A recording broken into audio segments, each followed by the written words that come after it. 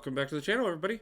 So we're going to continue on our push for Cavalier on the backup account today with Act 5.4.5, putting us one level after this one left to finish up Act 5 and move on to Act 6, which will leave us only an additional 6 levels at that point to finally achieve our Cavalier status. So we're getting there quickly. Had a couple hiccups on getting a couple things out. A couple days I just needed to do some stuff on the background, and a couple days where we had announcements in game that needed to be covered.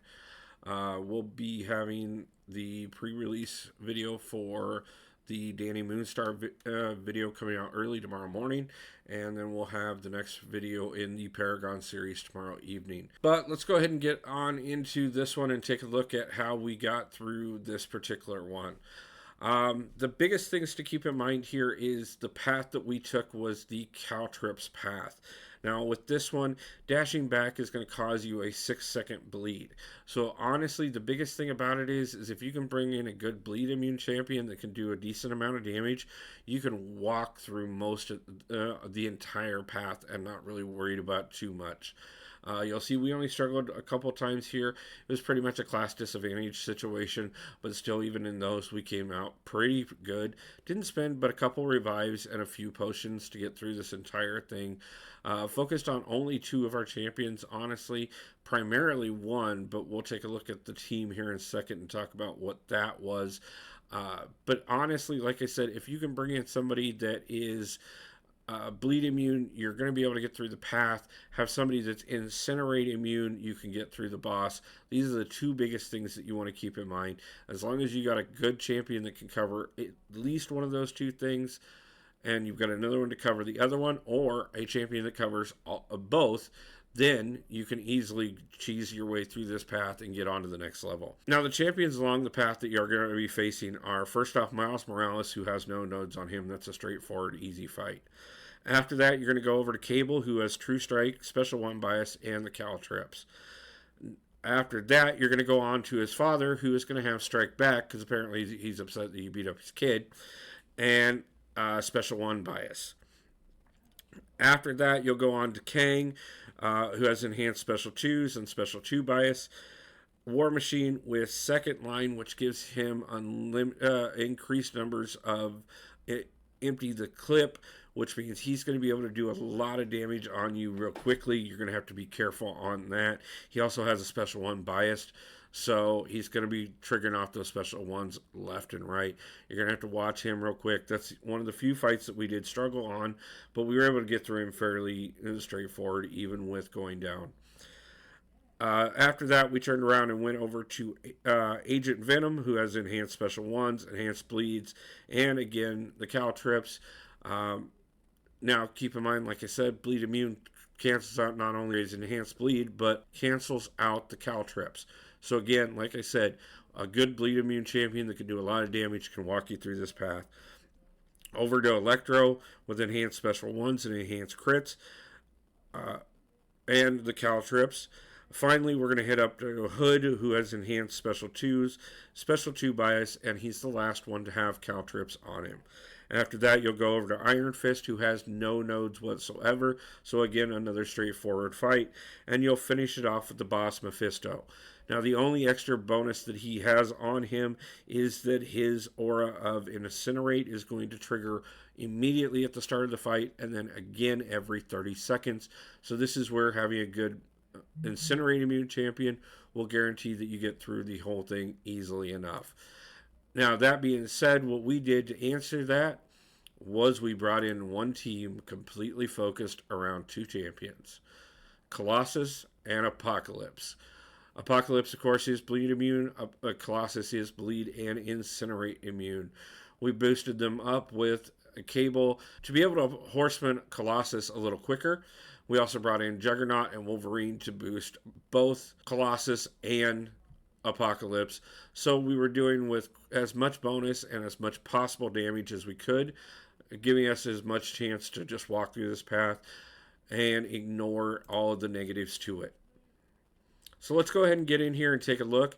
right off the bat here, we went ahead and took Apocalypse in to take down Miles Morales because, of course, we wanted to get the 4 genetic charges immediately off this first fight so that we could turn around and Horseman Colossus for every fight after this. Now, my primary goal was to use Colossus 100% on this. As you know, my Colossus is only a 5-star on this account, so this is very doable for even a low-level account to be looking at. If you've got a good 5-star bleed immune, and especially a 5-star incinerate immune, and you can boost them with your team around you, you can walk through several of these fights and not worry about any of the negatives and be able to fight the fights fairly straightforward. As you can see, we are healing up in between the fights, but that's just to make sure that we give us a fair advantage for every single fight.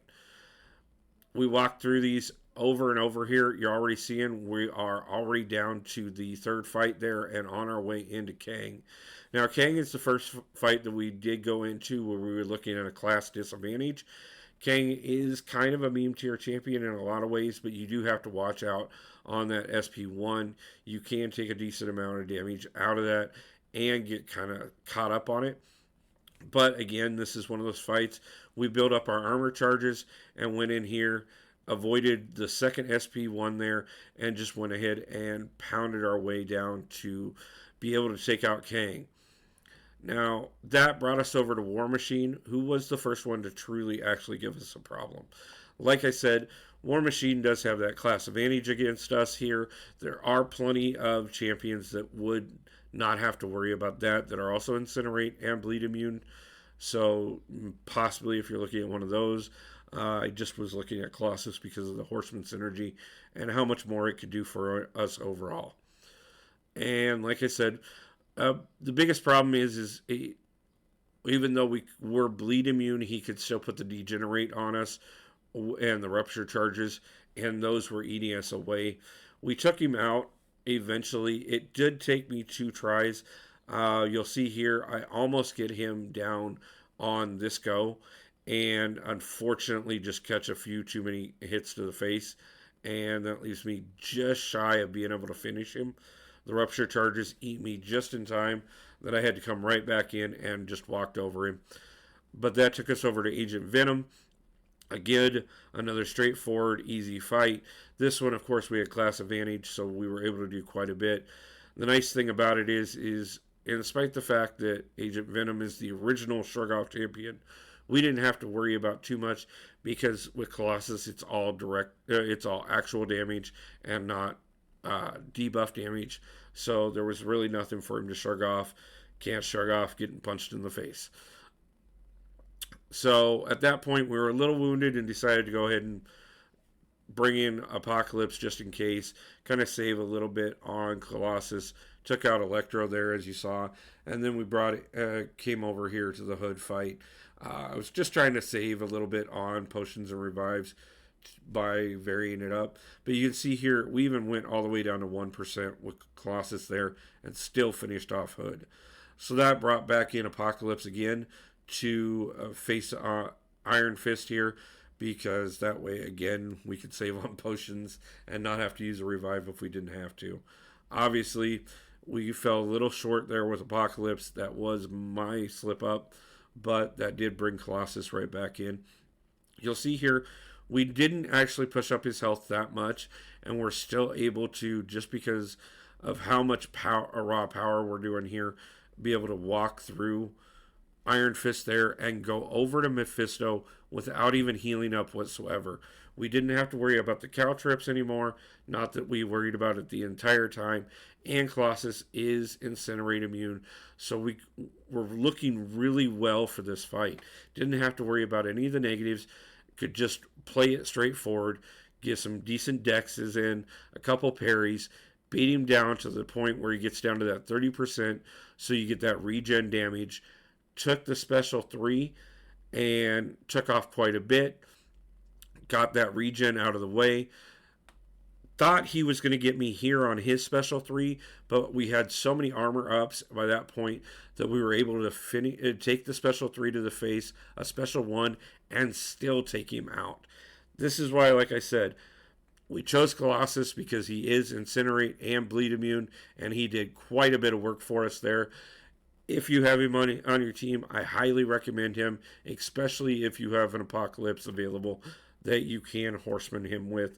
Remember, if you do the Cable Synergy, all you literally need to do is go into the first fight, die with Apocalypse, revive him, and Horseman. Colossus will do all the work if you need to because your Apocalypse is low level. But if you do have a decent level Apocalypse, he can back up Colossus along the path, helping you have him still available for that Mephisto fight. Hope this one helped out, guys. It was a pretty quick one.